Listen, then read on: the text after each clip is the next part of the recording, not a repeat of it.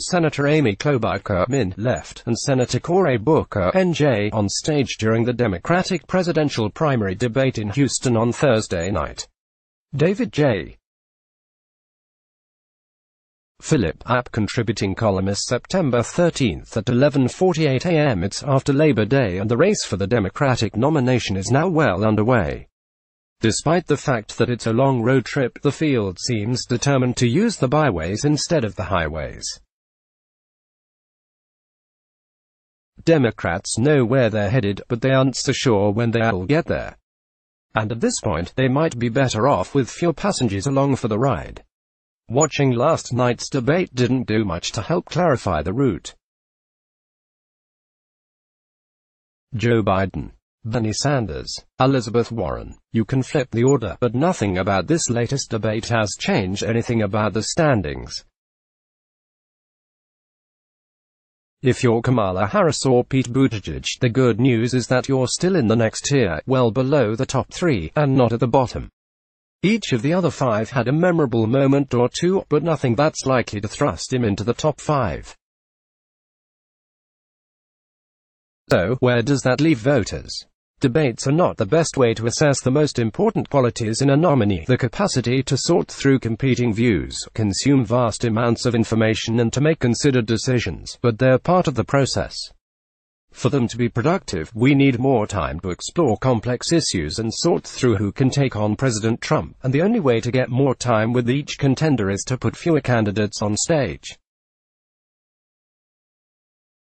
At this point, it's increasingly difficult for some candidates to claim a rationale for remaining in the race.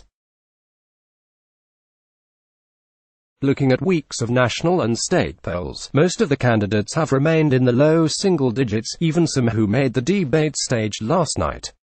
And no offense, but 4 or 5 of those microphones could have been put on mute, and we would still have quality, diverse choices for the 2020 nomination.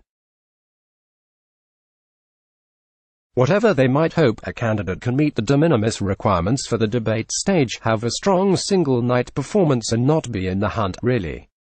The campaign calendar is moving fast, especially factoring in the coming holidays and the short few weeks early in the year before Iowa and New Hampshire voters take center stage. It's time to start narrowing this field, seriously. All props to those who have tried putting yourself out. There is difficult answer is taking yourself out. But here's a reality check. If you've been in the race for more than a year, had the exposure provided in 2 national debates, did not qualify for the 3rd debate, and cannot convince donors to give to you or even one person in a poll to identify you as the choice, it's over. And when you've been sitting at the bottom of the barrel in early state polls since the flowers started to bloom in the spring, it's likely that voters believe your viewpoint is represented already by someone else in the field. Or they just aren't buying what you're selling. In a primary, voters want to absorb the narrower differences among Democratic candidates on some issues, among them climate, guns, criminal justice, and the broad differences on others, including health care, immigration and trade and the economy. On health care, it was fascinating to hear and see Warren, Sanders and Biden, side by side defending and explaining their ideas. Is America ready for big change with a plan to get there, or is it easier to transition from Obamacare, allowing people to choose what they want? More of that debate, please. What does a person's style, demeanor and deftness in handling questions tell you about the kind of president she would be? Voters deserve these answers without the distraction of candidates who just aren't hitting the mark. We had to wait to the bitter end to catch a few moments of authenticity.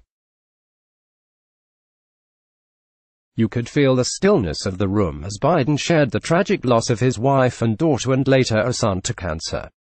When Warren talked about her joy of being a special needs teacher and the pain and anger of leaving a job because of her pregnancy, she seemed like a neighbor or a friend. Whether by natural selection or volunteerism, and whether they know it or not, time is up for most of the field. Just because the rules allow you to continue to breathe shallow breaths into your campaign does not mean you should. Are we there yet? It's time to get on the interstate. Read more. Jennifer Rubin, moderate, stood out in the third debate. Too bad it won't make much of a difference. E.J. Dionne Jr. Democrats finally realized who their real opponent is: Alyssa Rosenberg. The Democratic debates are making me feel better about America, and tell Nay's cartoons. Sketching the third Democratic debate. Donna F. Edwards. Time is running out. Impeach Trump. Let's block ads. Why?